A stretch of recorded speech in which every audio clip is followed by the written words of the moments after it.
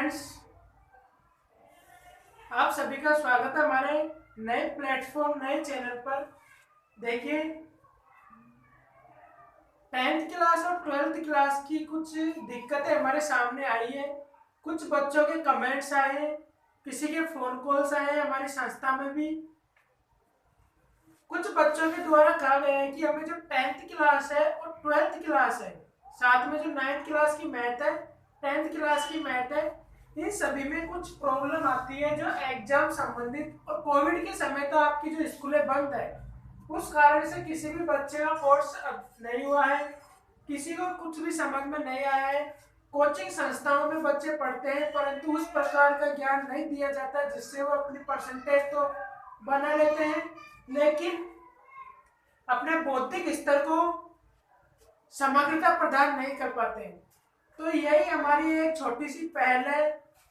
9th से लेकर 12th तक के बच्चों के लिए हमारा एक छोटा सा प्रयास, जिसमें बच्चों को संपूर्ण विषयों की मास्टर ट्रिक कुछ वीडियोस मिलेगी। इन वीडियोस में आपको मैथ के 3 से 4 वीडियो मिलेंगे 10th क्लास के लेवल पर, ठीक है।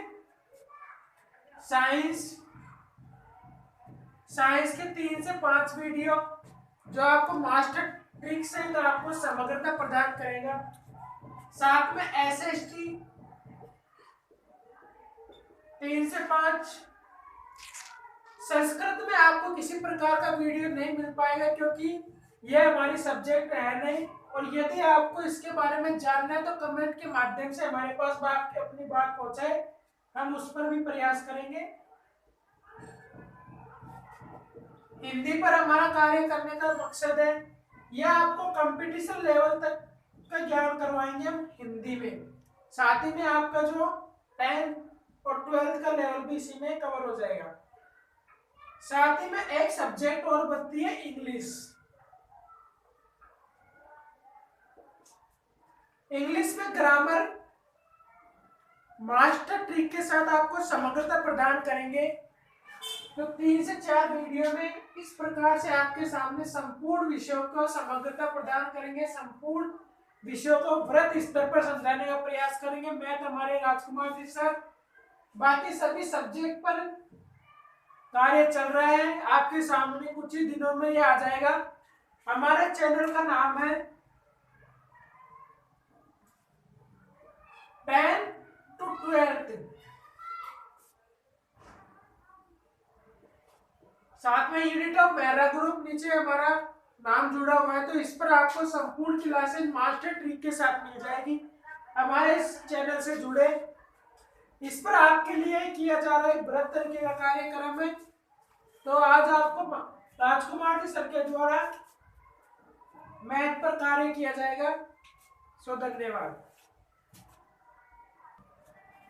हेलो फ्रेंड्स, मैं राजकुमार मेहरा, आपका स्वागत है अभी फाउंडेशन अपने जो अपने चैनल है उसके अंदर। मैं जो आपको अपने मैथ जो सब्जेक्ट है उसमें जो कुछ जानकारी है, कुछ जो मास्टर ट्रिक्स है उनके बारे में बताऊंगा, और जो अन्य सब्जेक्ट है उसके बारे में जो विस्तृत जानकारी है वो आपको अभी अपने जो दूसरे टीचर है उससे आपको जानकारी मिल चुकी होगी। और जो अपने छोटी जो क्लास है और उससे जो कंपटीशन लेवल तक के जो बच्चे हैं, वो अगर मास्टर ट्रिक जो पढ़ना चाहते हैं या उसको देखना चाहते हैं तो मेरा जो एक चैनल है royal Raj unit of Mehra, इसके नाम से देख लीजिए आप, और उसे ज़्यादा से ज़्यादा लाइक और शेयर कीजिए। आपको यहाँ पर अपने 9th 10th 11th और 12th और जो कंपटीशन लेवल तक के जो बच्चे हैं उनकी जो मैथ है उसको मैं सुपर ट्रिक्स के आधार पर समझाऊंगा एंड आपको बताने की कोशिश करूंगा। तो जो अपना जो पहला जो अपने जो बेस से मैं चालू करता हूँ कि जो अपना जो पहला जो टॉपिक है वो है संख्याएं। जो मैथ होती है वो अपने संख्या से ही चालू होती है, और जो मैथ है वो एक सांकेतिक भाषा है। सो जो इसका जो पहला जो टॉपिक है वो है अपने संख्याएं। और जो संख्या होती है वो अनेकों प्रकार से होती है। तो जो अपना जो टॉपिक है वो है संख्याएं, और संख्या को अपन बोलते हैं इंग्लिश के अंदर नंबर। और जो फर्स्ट जो संख्या आती है वो होती है अपने पूर्ण संख्या। पूर्ण संख्या वो संख्या होती है जो 0 से शुरू होती है, जैसे कि 0, 1, 2, 3 लास्ट तक इंफिनिटी हो जाती है। और जो दूसरी जो संख्या होती है वो है प्राकृत संख्या। प्राकृत संख्या वो संख्या होती है जो 1 से शुरू होती है, 1, 2, 3 और जो लास्ट तक इंफिनिटी हो जाती है। तीसरी जो संख्या है वो है पूर्णांक संख्या। पूर्णांक संख्या को अपन इंटीजर्स नंबर कहते हैं। पूर्णांक संख्या वह संख्या होती है जिसमें धनात्मक, ऋणात्मक और जो 0 शामिल हो, वो संख्याएं पूर्णांक संख्या होती है। जैसे 0, 1, 2, 3 इंफिनिटी, -1, -2, -3 इंफिनिटी। अपने जो आगे जो संख्या आती है वो होती है सम संख्या। सम संख्या वो संख्या होती है जिसे अपन इंग्लिश में इवन नंबर कहते हैं। सम संख्या वो संख्या होती है जिसमें 2 का भाग पूरी बार जाता है। एग्जांपल की मैं बात करूं तो 2, 4, 6, 8 और 10। आगे अपने जो संख्या आती है वो आती है विषम संख्या, जिसे अपन इंग्लिश के अंदर ऑड नंबर कहते हैं। और जो विषम संख्या होती है वो इस प्रकार की संख्या होती है कि उसमें 2 का भाग पूरी बार नहीं जाता। विषम संख्या जिसे अपन ऑड नंबर कहते हैं वह संख्या है जिसमें 2 का भाग नहीं जाता, वो है ऑड नंबर। एग्जाम्पल की मैं बात करूं तो 1, 3, 5, 7 कुछ लास्ट तक। फिर है छठी है अपने पास अभाज्य संख्या। अभाज्य संख्या जिसे अपन इंग्लिश के अंदर प्राइम नंबर कहते हैं। ये वो संख्या होती है जिसमें 1 का वह स्वयं का भाग जाता है। मतलब कि कहने का ये मतलब है कि वह संख्याएं जिसका एक पर्सनल पाड़ा होता है वो किसी अन्य पाड़े में नहीं आती, वो संख्याएं प्राइम नंबर कहलाती है। एग्जाम्पल की मैं बात करूं तो 2, 3, 5, 7, 11, 13 और 17 और 19, ये कुछ ऐसी संख्याएं हैं।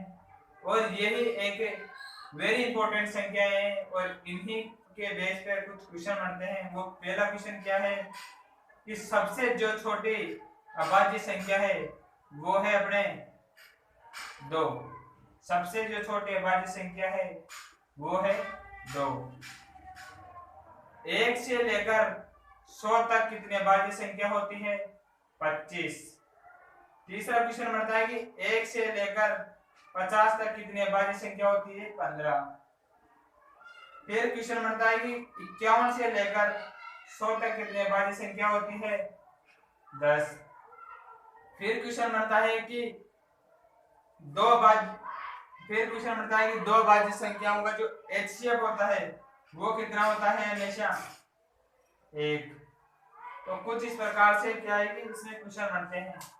फिर अपने आती है 7वें नंबर की यौगिक संख्या या भाज्य संख्या। वो संख्या जिसमें एक का स्वयं का और अन्य संख्या का भी भाग जाए। कहने का मतलब ये है कि इनका एक पर्सनल पाड़ा भी होता है और ये किसी के पाड़े में भी आ जाती है। एग्जाम्पल की मैं बात करूं तो 4, 8, 10, 12 कुछ ऐसे। तो जो इसमें क्वेश्चन बनता है कि सबसे जो छोटी अभाज्य जो संख्या होती है, सबसे छोटी भाज्य जो संख्या होती है वो होती है 4। फिर आती है अपने 8वें नंबर की संख्या वास्तविक संख्या। वास्तविक संख्या वो संख्या होती है जिसमें जो अपने संपूर्ण जो संख्याएं होती है, चाहे जो धनात्मक हो चाहे ऋणात्मक हो, सभी संख्याएं इसमें शामिल हो जाती है। तो ये संख्या अपने वास्तविक संख्या होती है, चाहे जो माइनस हो, चाहे वो भिन्न में हो, चाहे सभी हो। तो इसका एग्जाम्पल है फिर 9वें नंबर पे आती है अपने परिमेय संख्या। परिमेय संख्या वो संख्या होती है जिसे अपन p बटा q के रूप में लिख सकते हैं। कहने का मतलब ये है कि वो संख्या जिसे अपन भिन्न के रूप में लिख सकते हैं तो वो संख्या अपने परिमेय संख्या कहलाती है। परिमेय संख्या के अगर मैं एग्जांपल की बात करूं -1, 2/3, 22/7, 3/14, 2 4 पावर 12, कुछ ऐसे जो एग्जांपल है वो अपने परिमेय संख्या की हैं। फिर अपने आती है अपरिमेय संख्या। अपरिमेय संख्या वो संख्या होती है जिसका पूर्ण वर्ग, मतलब कि जिसका वर्गमूल नहीं निकलता है, वह संख्या जिसका पूर्णतः वर्गमूल नहीं निकलता है वो कहलाती है अपने अपरिमेय संख्या। एग्जांपल की मैं बात करूं तो जो पाई है वो एक अपरिमेय संख्या है, अंडर रूट जो 3 है वो एक अपरिमेय संख्या है, अंडर रूट 2 है वो एक अपरिमेय संख्या है। फिर अपने संख्या आती है अगली काल्पनिक संख्याएं। वे संख्याएं जिनका जो वर्गमूल होता है चाहे घनमूल होता है वो सभी क्या है नेगेटिव होता है, यानी कि माइनस कुछ ऐसे। तो ये एक काल्पनिक संख्याएं कहलाती है जिसे अपन इमेजिन कर सकते हैं। तो ये था अपने संख्या का टॉपिक। फिर अगला अपने टॉपिक आता है विभाजकता के नियम। विभाजकता के नियम। हेलो फ्रेंड्स, जो अपना जो अगला टॉपिक है वो है विभाजकता के नियम। विभाजकता के नियम बहुत इंपॉर्टेंट होते हैं। वो क्या है कि अपने जो संख्याओं में भाग देते हैं उसमें बहुत ही काम आते हैं और ये बहुत ही यूजफुल होते हैं। तो अपना जो पहला जो नियम है वो है 2 का नियम। 2 का नियम क्या बोलता है कि अगर किसी संख्या के इकाई का अंक 0, 2, 4, 6, 8 हो तो उस संख्या में हमेशा 2 का भाग जाएगा। एग्जाम्पल की मैं बात करूं जैसे 48 के इकाई का अंक क्या है 8 है तो इसमें हमेशा 2 का भाग जाता है। फिर आता है अपना 3 का नियम। 3 का नियम ये बोलता है कि अगर दी हुई संख्याओं के जो अंकों का योग है उसमें अगर 3 का भाग जाता है तो उस जो पूरी संख्या है उसमें भी 3 का भाग जाएगा। अगर मैं बात करूं कि 27 के अंकों का योग है अपने पास 9 और 9 में हमेशा 3 का भाग जाता है तो 27 में भी 3 का भाग जाएगा। फिर आता है अपना अगला जो नियम है 5 का नियम। 5 का नियम ये बोलता है कि अगर किसी संख्या का इकाई का अंक 0 या 5 हो तो उस संख्या में हमेशा 5 का भाग जाएगा। अगर एग्जांपल की मैं बात करूं तो 100 और 25 और 5 का इकाई का अंक 0 और 5 है तो इसमें हमेशा 5 का भाग जाएगा। अब अपने पास अगला जो नियम है वो है 4 का नियम और इससे अगला जो नियम है वो है 8 का नियम। 8 का नियम और 4 का नियम दोनों सेम होते हैं। वो क्या है कि 4 का नियम ये है अपने पास 8 का नियम।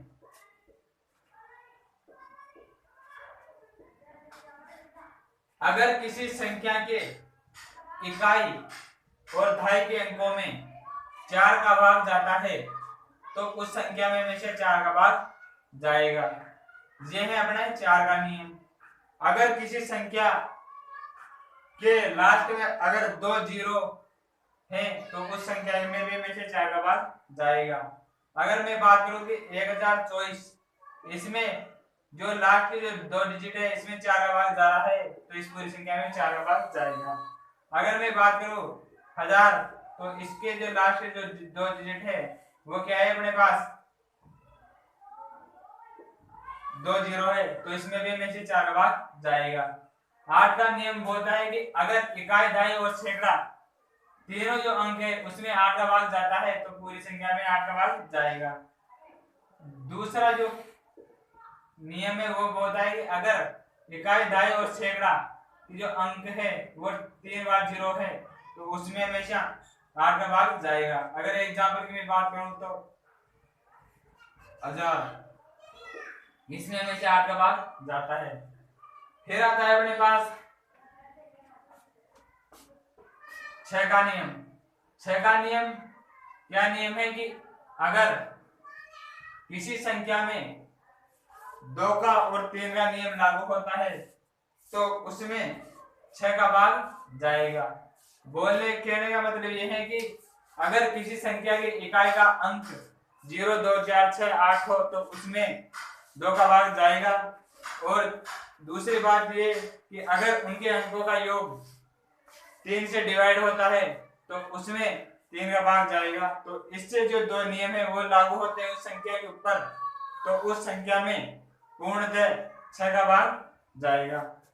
अपना जो नेक्स्ट जो एग्जांपल नियम आता है वो है 10 का नियम। 10 का नियम क्या है कि अगर इकाई का अंक 0 है तो उस संख्या में हमेशा 10 का भाग जाएगा। जैसे कि 100, उसमें हमेशा 10 का भाग जाता है। फिर आता है अपने 11 का नियम।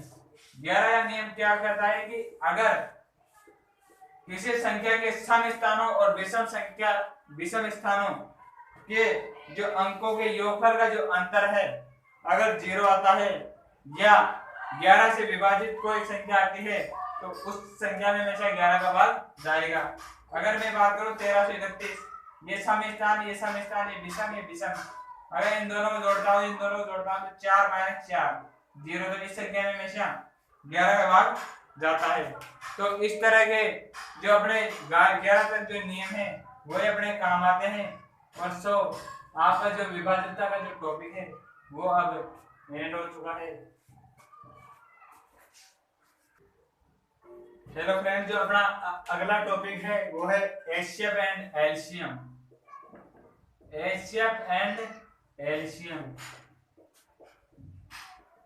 एचसीएफ का मतलब है हाईएस्ट कॉमन फैक्टर, लोवेस्ट का मतलब है, एलसीएम का मतलब है लोवेस्ट कॉमन मल्टीपल। कहने का मतलब ये है कि हाईएस्ट कॉमन फैक्टर ये क्या है कि अधिकतम जो उच्चतम जो राशि है वो होती है, और ये जो लोवेस्ट मतलब कि जो सबसे जो छोटी होती है वो संख्या होती है। मतलब कि इसके अंदर कहने का मतलब ये है कि अगर कोई संख्या दी हुई होती है, उसमें हमेशा एचसीएफ जो होता है उसका हमेशा संख्या में भाग जाता है, और जो संख्या जो होती है उसका हमेशा एलसीएम में भाग जाता है। अगर एचसीएफ का हमेशा एलसीएम में भी भाग जाता है तो जो ये अपने एलसीएम है और एचसीएफ है वो कुछ इस तरीके से ही है। जो आपको जो विस्तृत जानकारी और आपको जो समग्रता से जो अध्ययन होगा वो आपको अगले जो वीडियो कुछ बनेंगे उसमें ही आपको टॉपिक वाइज से प्राप्त होंगे। अगला जो टॉपिक आता है आपके पास है वर्ग एंड वर्गमूल। वर्ग एंड जो वर्गमूल है इसे अपन इंग्लिश में स्क्वायर कहते हैं और इसे स्क्वायर रूट कहते हैं। ये अपने पास अनेकों होते हैं। अब इसमें क्या है कि वर्ग गुणा वर्ग अपन वर्गमूल गुणा वर्गमूल करते हैं, मल्टीप्लाई करते हैं तो अपन को वर्ग प्राप्त होता है। और ये क्या है कि दो जो सेम संख्या होती है उन्हीं के मल्टीप्लाई से हमेशा वर्ग प्राप्त होता है। कहने का मतलब ये है कि वर्ग मूल को अपन आपस में मल्टीप्लाई करते हैं तो हमेशा वर्ग प्राप्त होता है। फिर आता है अपने पास वर्ग। वर्ग जो है इसे अपन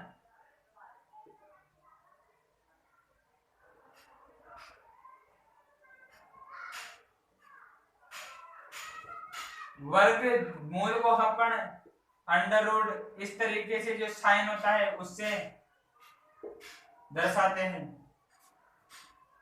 अब कुछ इस तरीके से आपको जो जानकारी है आपको अगले टॉपिक में अगले वीडियो में मिलेगी। अगला जो टॉपिक है आपके पास आता है घन एंड घनमूल, जिसे अपन इंग्लिश में क्यूब एंड क्यूब रूट बोलते हैं। जो घनमूल होता है उसको अगर अपन 3 बार आपस में मल्टीप्लाई करते हैं तो अपने को हमेशा घन प्राप्त होता है।